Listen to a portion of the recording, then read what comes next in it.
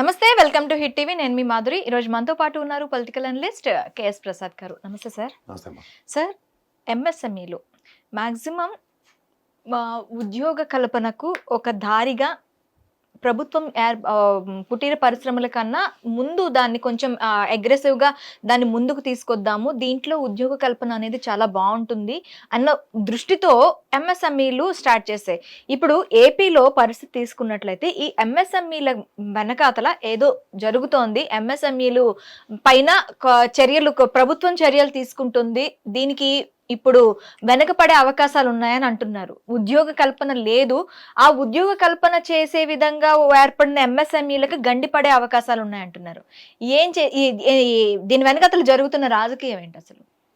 రాజకీయంగానే చూడాల్సి వస్తుంది. ఎందుకంటే నాకు ఎన్డీఏ గవర్నమెంట్ మీద, ముఖ్యంగా నిర్మలా సీతారామన్ గారి మీద అయితే నాకు అసలు నమ్మకం లేదు.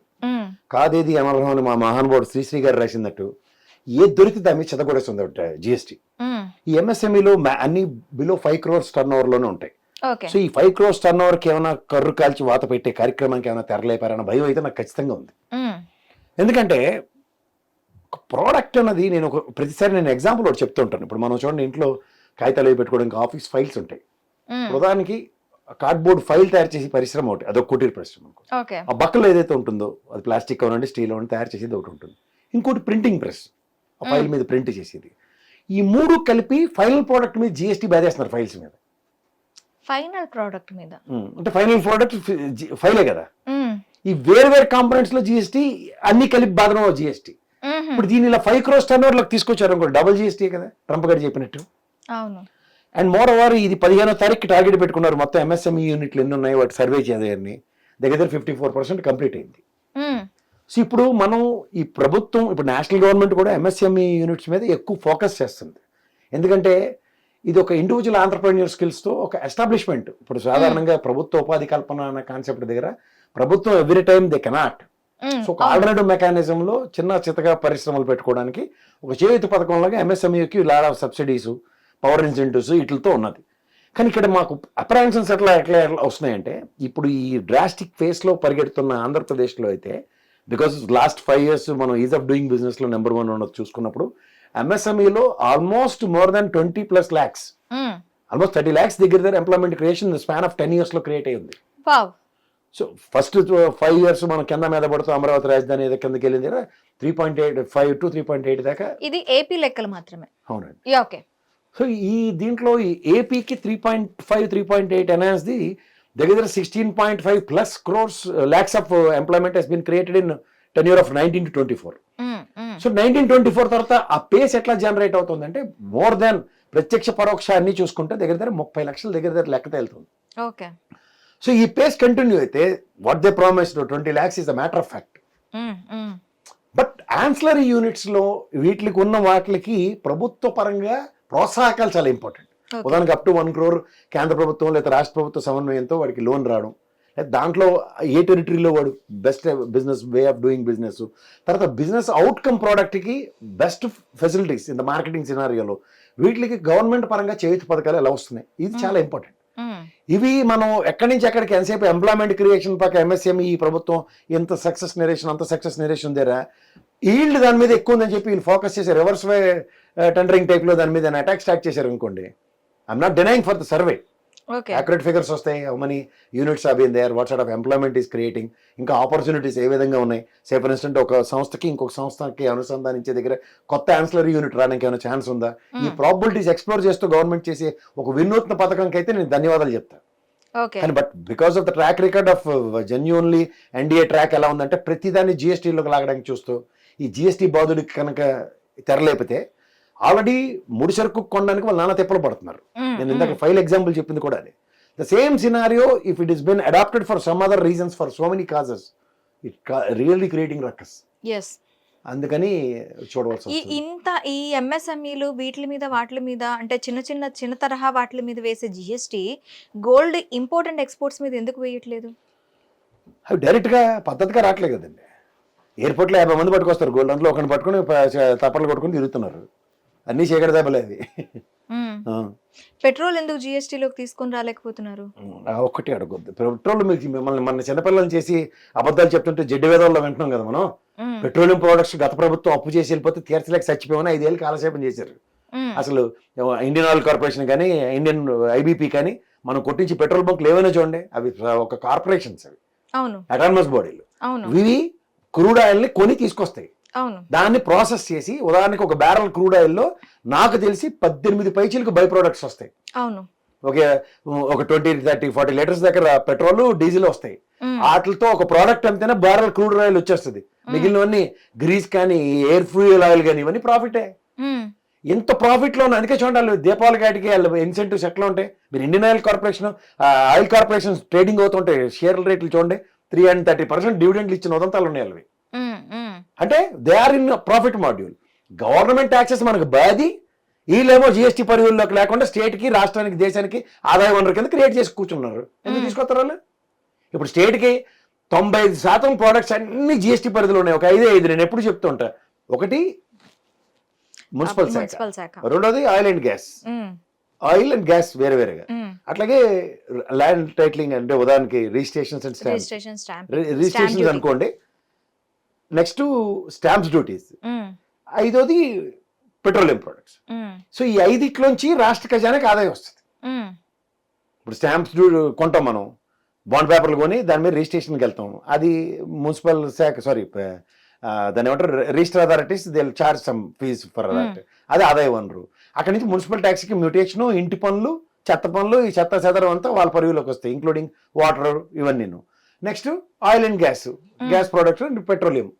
సో వీటిలోంచి మాత్రం ఆదాయ వనరు రాష్ట్ర ఖజానాకు వస్తాయి. స్టేట్ ట్యాక్సెస్ దాంట్లో అప్లికబుల్. ఇప్పుడు ఇవన్నీ జిఎస్టీలోకి తీసుకెళ్తే ఇంకెక్కడి నుంచి వస్తాయి వీళ్ళకి? దేహి అని కేంద్ర ప్రభుత్వం ముందు అడుక్కోవడం. ఇప్పుడు పార్లమెంట్ సెక్షన్స్ నడుస్తుంటే ఎంతమంది ప్లాకార్డులు కట్టుకుని నిలబడి ఉంటారు చూడండి, గాంధీ బొమ్మ దగ్గర, మా జిఎస్టీ బకాయిలు మాకు ఇవ్వండి అని. సో ఇవి సాధారణంగా ఏంటంటే గతంలో స్టేట్ ట్యాక్స్, సెంట్రల్ ట్యాక్స్ ఉండేవి. ఈ రెండు వేరువేరుగా ఉండి స్టేట్ ట్యాక్స్ పరిధిలో ఉండేవి, సెంట్రల్ ట్యాక్స్ మనం కలెక్ట్ చేసి పంపించి వాళ్ళం. ఇప్పుడు రివర్స్ చేశారు.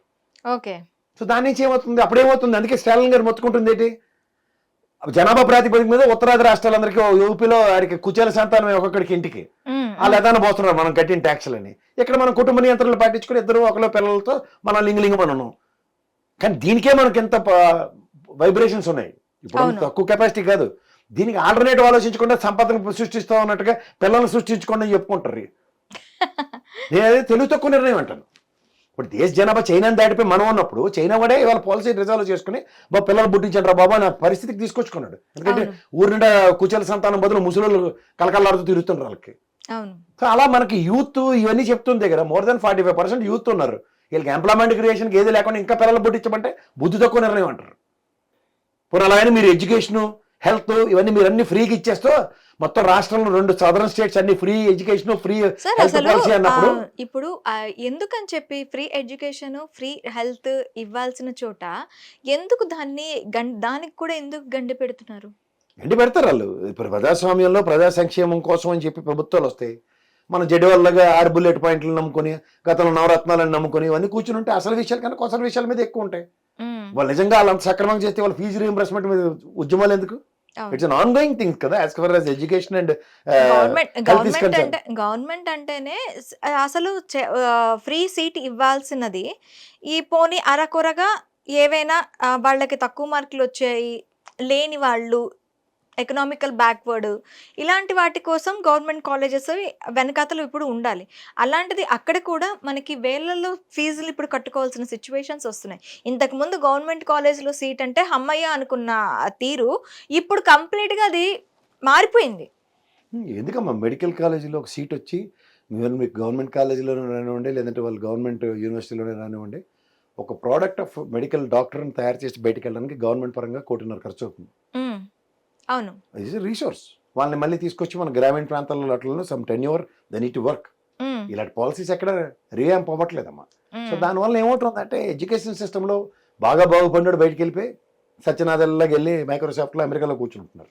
అంటే ఇప్పుడు గవర్నమెంట్ కాలేజెస్ లో చదివిన వాళ్ళు ఖచ్చితంగా గవర్నమెంట్ కి వర్క్ చేయాలన్న ఒక రూల్ తీసుకొస్తే బాగుంటుంది అంటారా? నేను చెప్పను, కానీ ఓవరాల్ గా అందరూ పని చేయవలసింది. ఇప్పుడు కొన్ని పాశ్చాత్య దేశాల్లో they need to work wear minimum time for respective military. Okay, అట్లా పాలసీస్ చాలా ఇంపార్టెంట్. సైన్యంలో వర్క్ చేయాలి, ఇలా డిసిప్లిన్స్ అన్ని చాలా బ్రహ్మాండంగా వస్తాయి. వాళ్ళు పాశ్చాత్య దేశాల్లో వాళ్ళు ఎందుకు అంత సక్రమంగా ఉంటున్నారు, మనం ఎందుకు చెత్త తీసుకెళ్ళి మనం డస్ట్బిన్లో చచ్చిన వాడను. పేపర్ రోడ్డు మీద వేస్తాం. డస్ట్బిన్ ఉన్న డస్ట్బిన్ పక్కనే పెడతాం చెత్త తీసుకెళ్ళి. అయిపోయి విల్ నెవర్ యూజ్ టాయిలెట్స్ అట్లా పబ్లిక్ టాయిలెట్స్ అంటే మనకు రోడ్ అంతా పబ్లిక్ టాయిలెట్. సో ఇవన్నీ మనం ఎందుకు వస్తున్నాం? బికాస్ బేసిక్ డిసిప్లిన్స్ లేవు. చిన్నప్పటి నుంచి మనకి పబ్లిక్ టాయిలెట్స్ యూసేజ్ అనేదే లేదు కాన్సెప్ట్. ఎక్కడి నుంచి వస్తాయి? ఇప్పుడు పెట్టుకున్నారు స్వచ్ఛ భారత్ అని చెప్పి మరుగుదొడ్లు కట్టించాం. ఇవన్నీ అనవసరమైన ప్రాపగాండా కన్నా అసలు విషయాలు ఏవీ లేవు. సో దీనికి ఫస్ట్ నుంచి నీకు హ్యాబిట్స్ అని పర్ఫెక్ట్గా ఉండాలంటే you need to be in a proper discipline schools and proper discipline మేనేజ్మెంట్లో ఉండాలి. దానికి ప్రభుత్వం నిర్ణయాలు చాలా ఇంపార్టెంట్. 78 ఏళ్ళు స్వాతంత్రం వచ్చి కూడా ఇంకా రిజైన్ చేస్తాం, నేను చచ్చిన తర్వాత చూద్దాం అంటే ఎక్కడవుతుంది? ముందు ఇప్పుడు ఏం చేస్తారు అన్నది చాలా important. That is what is need to be. ఎందుకంటే బిలో పవర్టీలో అడ్రస్ చేయవలసిన ఇష్యూస్ చాలా ఎక్కువ ఉన్నాయి వీటికి ఇన్ఫ్రాస్ట్రక్చర్ కన్నా. అడిగి తెల్లారులేస్తే అన్నం ఆక్రందనే ఎక్కువ ఉంది అలాంటి వాళ్ళు. ఎందుకంటే 80 కోట్ల మందికి ఇంకా ఫ్రీ రేషన్ ఇస్తున్నామని గౌరవ ప్రధానమంత్రి గారు చెప్తుంటే ఎక్కడ ఉన్నాం మనం? నా లెక్కల ప్రకారం జనాభా లెక్కలు 119 కోట్లే, ఇంకా కొత్త లెక్కలు లేనే లేవు. 119లో 80 కోట్ల మందికి ఫ్రీ రేషన్ ఇస్తున్నారంటే ఇంకేంటి? ఎక్కడున్నాం మనం? 80 కోట్ల మందికి ఉన్న దేశమే. 80 కోట్ల మందికి నిజంగానే ఫ్రీ రేషన్ అందుతుందా లేకపోతే ఓన్లీ లెక్కల వరకేనా? అందుతున్నాయి కదా. నీతి ఆయోగ్ లెక్కల ప్రకారం ఎన్ని రేషన్ కార్డులు ఉన్నాయో ప్రతి నియోజకవర్గాల్లోనూ ప్రతి ప్రాంతంలోనూ ప్రతి రాష్ట్రంలోనూ లెక్కలు చేశారు కదా. సో ఎంఎస్ఎంఈలకి గండి పడకుండా ఉండాలి అంటే ప్రభుత్వం ఎలాంటి చర్యలు తీసుకోవాలి అంటారు? ప్రోత్సాహకాలు చాలా ఇంపార్టెంట్ అమ్మా. ఇంకా ప్రోత్సాహకాలు, ఇన్సెంటివ్స్, ఇండస్ట్రియల్ ఇన్సెంటివ్స్ ఇవ్వాలి. And in the same scenario వాళ్ళకి ఏంటంటే ఈ పవర్ టారిఫ్లో స్లాషెస్ ఇవ్వాలి. అండ్ మోర్ ఈ ఇంట్రెస్ట్ రేట్స్ కాంపోనెంట్స్లోను వాడికి రా మెటీరియల్ కొనడానికి వాటికి సబ్సిడైజ్డ్ రేట్లు అండ్ గవర్నమెంట్ కొన్ని ప్రాపర్ రా మెటీరియల్స్తో నెగోషియేట్ చేసి ఇప్పుడు చూడండి యూరియా రేట్లు ఈ రేట్కి అమ్మాలి అలాంటివి ఉన్నాయి కదా. అట్లా వీళ్ళు కూడా ఎంఎస్ఎంఈ యూనిట్ సెగ్మెంట్స్కి సంబంధించిన వాటిలో రా మెటీరియల్ కొనే వాటికి అన్నిటికీ సబ్సిడైజ్డ్ రేట్స్ ఇలాంటి పాలసీస్ డిజైన్ చేస్తే చాలా బాగుంటాయి. ఇప్పుడు ఏపీఐసీ లాంటి ల్యాండ్ అలికేషన్స్ ఉంటాయి ఏ స్టేట్ కా స్టేట్, వాటిలో ప్రోత్సాహకాల కోసం ఉచితంగా ల్యాండ్ ఇవ్వాలి. దే నీడ్ టు అమర్జ్ ఎంతపై. ఇప్పుడు సిరిసిల్ల ఉంది, వాళ్ళ కోసం ఒక మంచి మార్కెట్ యార్డ్ కట్టలేదు. అట్లా ప్రోత్సాహకాలు ఇచ్చుకుంటే వెళ్ళాలి సెగ్మెంట్ వైజ్గా చేస్తేనే అవి రీవ్యాంప్ అవుతాయి. ఎందుకంటే ఎవరి దగ్గర ఆర్థికంగా పరిపుష్టి ఉన్నాడు కూడా ఎంఎస్సీ మీదకి రారు. ఏదో ప్రోత్సాహకాలు వస్తాయి దాని నుంచి ఇన్సెంటివ్స్తో సర్వైవ్ అవుదాం అన్న వాళ్ళు సర్వైవ్ అవుతున్న వాళ్ళు వేల మీద లెక్కట్టచ్చు. ఎందుకంటే కరోనా పాండమిక్ సిచ్యువేషన్లో ఎంఎస్ఎంఈ యూనిట్స్కి ఎన్ని కుదేలు అయ్యో తెలుసు, వాటికి ప్రభుత్వ పరంగా ప్రోత్సాహకాలతో మళ్ళీ ఎన్ని రిట్రీవ్ అయ్యో తెలుసు. ఆనాటి ఇచ్చిన ప్రోత్సాహకాలు ఒక ఇన్స్టాల్మెంట్లు కట్టుకోవడానికి మాత్రం ఉపయోగపడి తర్వాత ఎన్ని మూతలు పడ్డాయి కూడా చూసాం కదా. So these all statistics have been proved అన్నప్పుడు వాళ్ళ కోసం ఒక లెవెల్ ఆఫ్ అప్లిఫ్ట్మెంట్ జరిగేదాకా ఖచ్చితంగా ఇప్పుడు మన ఎస్సీ ఎస్టీ సామాజిక వర్గం రిజర్వేషన్స్ అంబేద్కర్ గారు రాసినట్టు ఈ ఎంఎస్ఎంఈ యూనిట్స్కి ఇండస్ట్రియల్ ఇన్సెంటివ్స్ అనేవి ప్రోత్సాహకాలు శాశ్వతంగా ఒక 10 years for 20 years or 15 years permanent fixtures వెళ్ళాలి. అంటే ఎప్పుడు మన నిర్మలమ్మ చెప్పిన ఎంఎస్ఎంఈస్కి ఇంత కేటాయిస్తున్నాం అంత కేటాయిస్తున్నాం అని చెప్పే లెక్కలు పర్మనెంట్గా ఉండాలంటారు? ఆబ్వియస్లీ ఇప్పుడు ఎంఎస్ఎంఈలు ఆ బడ్జెట్ కి సంబంధించే కాకుండా అది కంప్లీట్ 10 years టెన్యూర్ లేదంటే 20 years టెన్యూర్ ఈ ఎంఎస్ఎంఈలకి ప్రోత్సాహకం అందుతుంది అన్న ఒక పాలసీ రావాలి అంటారు. అదొకటి రావాలి. రెండోది ఏంటంటే ఇప్పుడు కొత్తగా న్యూ ఎంటర్ప్రెన్యూర్స్ ఎవరైతే ఉన్నారో వాళ్ళకి డిఫరెంట్ ఇనిషియేటివ్స్తో రావాలి. ఓకే. అండ్ ప్రాజెక్ట్ సైజ్ బట్టి say for instant below 50 lakhs, below 1 crore, below 25 lakhs, below 10 lakhs ఇలాంటి వాటికి కేటగరైజేషన్స్ చూసుకుంటూ ప్రభుత్వం ఇంకొంచెం ప్రొయాక్టివ్నెస్ ఇవ్వాలి. ఓకే. సో దానివల్ల ఏమవుతుందంటే ఎవరికి ఇంట్లో ఖాళీ కూర్చోవాలని ఉండదు. సో ఆంటర్ప్రెన్యూర్ స్కిల్స్ డెవలప్ చేసుకోవడానికి సబ్సిడైజ్డ్ రేట్స్లో వస్తున్న పరికరాలతో కానీ లేదా ముడి సరుకులతో కానీ తను అప్లిఫ్ట్మెంట్ చేసుకోవడానికి సమాజానికి ఒక పెనుభారం కాకుండా సమాజ హితం కోసం అన్నోడైతే చాలా బాగుంటుంది. ఓకే. అంటే దీంతో పాటు మనకి ఈ ఆంటర్‌ప్రెన్యూర్‌షిప్ ని డెవలప్ చేసుకోవడానికి కూడా కోర్సెస్ అవైలబుల్ గా గవర్నమెంట్ ఉంచితే బాగుంటుందేమో కదా. ఆబ్వియస్లీ ఇప్పుడు స్కిల్ డెవలప్మెంట్ కోర్సెస్ అన్ని ఉన్నాయి. స్కిల్ డెవలప్మెంట్ కోర్సెస్ అన్నిటిని ఎంఎస్ఎంఈ యూనిట్స్ తో అనుసంధానించండి. So person who has done skill development in particular product అనే దగ్గర వాడికి ఇండస్ట్రియల్ ఇన్సెంటివ్స్ తో వాడికి సబ్సిడైజ్ రేట్ లో లోన్ ఫెసిలిటీ వచ్చేది. ఇప్పుడు చూడండి మనం ఏదైనా యూనివర్సిటీలో జాయిన్ అయితే లేకపోతే కాలేజీలో జాయిన్ అయితే జాబ్ గ్యారంటీ అనేది లేకపోతే ఇట్లా ఉన్న దగ్గర ఈ స్కిల్ డెవలప్మెంట్ లో కూడా దానికి అడాప్టబిలిటీ ఇవ్వండి అండ్ ఎక్కడో దగ్గర ప్లేస్మెంట్ చేసే దగ్గర ఇలా చేస్తే ఖచ్చితంగా ఎంఎస్ఎంఈలు ఖచ్చితంగా డెవలప్ అవ్వాలి. ఇప్పుడు చైనా లాంటి దేశాలు ఎందుకు డెవలప్ అయ్యాయి? బికాస్ ఆంటర్ప్రెన్యూర్ స్కిల్స్ ని ఇండివిజువల్స్ లో ఇంజెక్ట్ చేసి వదిలేశారు. ఓకే. వాళ్ళు ఎవరు ఖాళీగా ఉండరమ్మా అసలు. ఒకసారి ఎప్పుడైనా ఎవడైనా నేనైతే ఎవరికైనా సజెషన్ ఇచ్చింది ఇది, ఇఫ్ సంబడి ఈస్ డిమారలైజ్డ్ ఒక్కసారి చైనా వస్తే చాలు. ద వే దే రీఛార్జ్ ఒక ప్లేస్ యూటిలైజేషన్ ఉంటుంది అసలు యూ కాంట్ ఈవెన్ ఇమాజిన్. అసలు వాడికి 5x5 feet ప్లేస్ దొరికితే ఈ డెఫినెట్లీ డూ వండర్స్. ఓకే. అలాంటి ఇది ఉంటుంది. Okay. Okay sir, thank you very much. Hit TV app ఇందులో short news, live news, entertainment shows, movies, digital magazines తో పాటు మీ జిల్లా వార్తలను కూడా ఫ్రీగా చూడొచ్చు. అంతేకాదు కేజీ నుంచి పీజీ వరకు విద్యార్థులకు స్కాలర్షిప్ కూడా అందిస్తున్నాం. ప్రతి వారం 10 మందికి లక్కీ డ్రా ద్వారా ఒక్కొక్కరికి 10,000 రూపాయలు అందిస్తున్నాం. ఇంకెందుకు ఆలస్యం, వెంటనే హిట్ టీవీ యాప్ ని డౌన్లోడ్ చేసుకుని ఫ్రీగా ఎంటర్టైన్మెంట్ పొందండి. Hit TV app. Hit TV app. Please download Hit TV app. Hit TV యాప్ని ఫ్రీగా డౌన్లోడ్ చేసుకొని ఎంజాయ్ చేయండి. మీకు నచ్చిన ఎంటర్టైన్మెంట్ కోసం హిట్ టీవీ యాప్ ని ఫ్రీగా డౌన్లోడ్ చేసుకుని ఎంజాయ్ చేయండి. హిట్ టీవీ యాప్ని డౌన్లోడ్ చేసుకుని ఆస్వాదించండి, ఆశీర్వదించండి. ఇంతమంది సెలబ్రిటీలు హిట్ టీవీ యాప్ ని డౌన్లోడ్ చేసుకోండి అని చెప్తున్నారంటే ఎంత మంచి యాప్ ఆలోచించండి. అమెరికా అమెరికా అమెరికా అమెరికాలో చదవాలనుకునే వాళ్ళకి విశ్వసనీయమైన పేరు మన శౌర్య consultancy. UK Law 1 Year Masters. UK Law 1 Year Masters. 2 years work permit up to 5 years visa. Contact Saurya Consultancy. Contact 89851 89851.